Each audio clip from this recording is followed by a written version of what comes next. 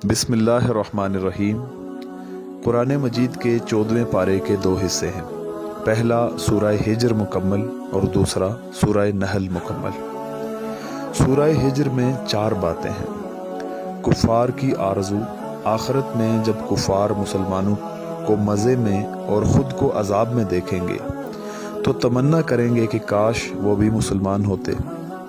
कुरान की हिफाजत, अल्लाह ताला ने क़यामत तक के लिए कुरान की हिफाजत का ज़िम्मा ले लिया। इंसान की तख्लीक, अल्लाह ताला ने इंसान को मनी से बनाया, फरिश्तों का मसजूद बनाया, शैतान मरदूद हुआ, उसने क़यामत तक इंसानों को गुमराह करने की कसम खाई। 3 किस्से। पहला किस्सा, हज़रत इब्राहीम अलैहिस्सलाम को फरिश्तों ने आकर बेटे की खुशखबरी दी। इस वक्त इनकी अहलिया बहुत बूढ़ी हो चुकी थी, बज़ाहिर ये वलादत की उम्र ना थी, इसलिए आपको बेटे की खुशखबरी सुनकर खुशी भी हुई और ताज्जुब भी हुआ।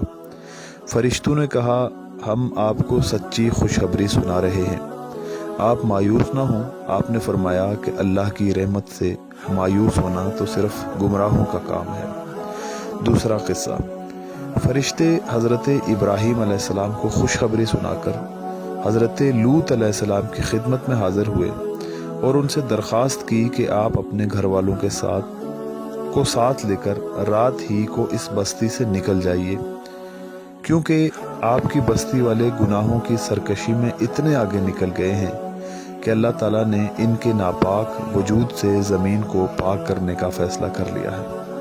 इन लोगों की जड़ सुबह सुबह होते ही काट दी जाएगी। तीसरा किस्सा, अस्हाबुल हिज्र, इनसे मराद कौम समूद है।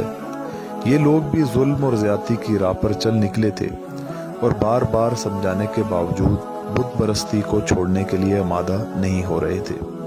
इन्हें मुख्तलिफ मोजज़ात दिखाए गए, बिलखुसूस पहाड़ी चट्टान से ऊँटनी की वलादत का मोजज़ा, जो कि हकीकत में कई मोजज़ों का मजमुआ था। ऊँटनी का चट्टान से बरामद होना, निकलते ही इसकी वलादत का करीब होना, इसकी जिसामत का गैर मामूली बड़ा होना, इससे बहुत ज़्यादा दूध का हासिल होना, लेकिन इन बदबख्तों ने इस मोजज़े की कोई कदर न की। बजाय इसके कि वो इसे देखकर ईमान कबूल कर लेते, उन्होंने इस ऊँटनी को हलाक कर दिया। चनाचा वादिये हिज्र वाले भी अजाब की लपेट में आ गए। सूरह नहल में 5 बातें बयान की गई हैं। तौहीद, रसालत, शहद की मक्खी, जामे आयत, हज़रत इब्राहीम अलैहिस्सलाम की तारीफ़।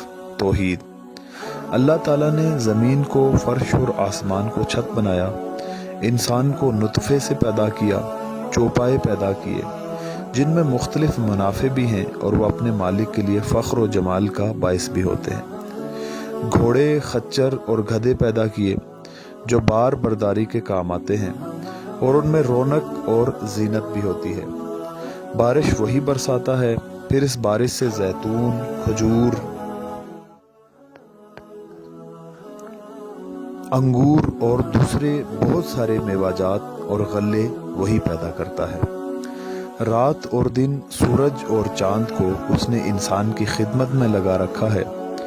दरियाओं से ताज़ा गोश्त और जेवर वही मुहैया करता है। समंदर में जहाज़ और कश्तियाँ उसी के हुक्म से रवां दवां हैं। अगर अल्लाह की नेमतों को शुमार करना चाहें तो शुमार नहीं कर सकते। रिसालत, नबी अलैहिस्सलाम को हुक्म दिया गया है कि आप लोगों को हिकमत और मौइज़तुल हसना के साथ अल्लाह की तरफ बुलाएं और इसकी राह में पेश आने वाले मसाइब पर सब्र करें।